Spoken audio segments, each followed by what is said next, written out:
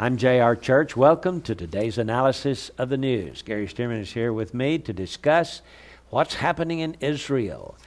For example, President Bush and Prime Minister Olmert have been meeting with talks over the Palestinian Authority. Looks like things are really clicking over there. Well, J.R., the Palestinian Authority is becoming politically smarter, I think. They're learning to play politics, and now they may have an advocate in the White House, because the new administration of Barack Obama, according to WorldNet Daily, has given positive reception in meetings with Arab diplomats to the so-called Arab Peace Initiative, which offers normalization of ties with the Jewish state in exchange for extreme Israeli concessions. And, J.R., those concessions would involve leaving great masses of land and reducing defensible Israel to a very tiny plot of ground. But the Arabs now are learning to play international politics to get their way. I think they're a little bit more patient, a little smarter than they used to be. But eventually their goal is the destruction of Israel. That's and right. They've said that much.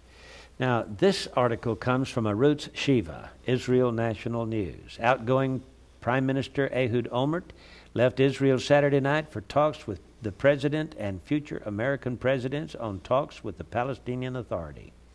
But a possible attack on Iran's nuclear site may be the main topic on the agenda. So, this meeting over the Palestinian talks between two lame duck politicians could be just a cover-up for their true agenda, and that would be an attack on Iran. So says Arutz Shiva.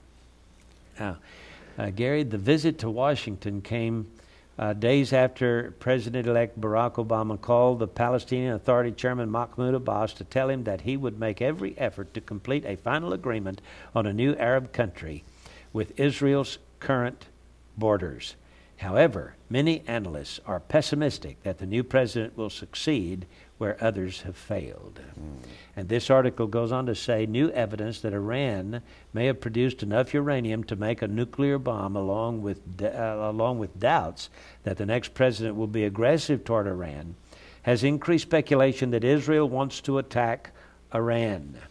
The International Atomic Energy Agency estimates that Iran has amassed a quantity of low enriched uranium that some experts believe is enough to produce a bomb, the same size that the United States used to destroy Nagasaki at the end of World War II.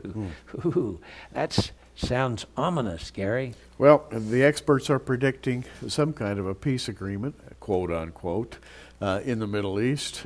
Others are saying, hold your breath, because, J.R., certain news sources that we've both read lately have suggested that before George Bush leaves office, there are plans to do something about that pesky nuclear weapon in Iran. Yes. Now, if there is an attack on Iran, can you imagine what will happen when Barack Obama becomes the president? I mean, he's going to have a hot potato to handle when he reaches the White House. That is true. That is true. And we are watching, of course, the interesting thing to me, J.R., is Russia. I always look to Russia. And Russia is daily solidifying ties both with Iran and Syria. Hold the phone. Anything could happen. Yes, well, you know, Russia this past week moved in an armada of ships into the Caribbean. That's correct. And so who knows what will happen.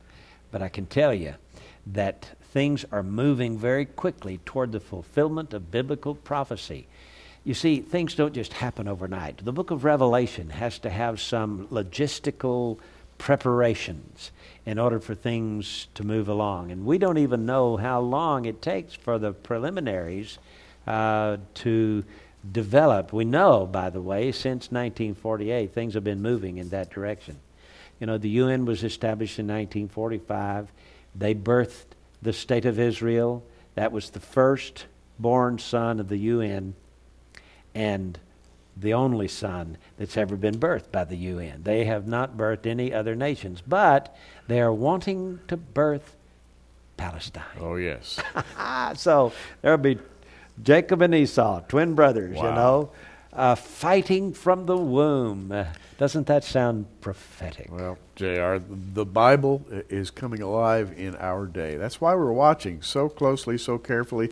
Quickly, let me just add this. A little headline from Debka File. Tehran and Damascus are going all out to get their hooks into Lebanon's Christian politicians and wean them away from their traditional ties with the West. So you've got that political component to put in this mix. Yes. And it's all tightening up on a daily basis. You know what we're going to have one of these days soon in Israel and the Middle East? Another war. So brace yourself and look for it. I'm J.R. Church and Gary Stearman. We'll see you again tomorrow afternoon with our analysis of the news.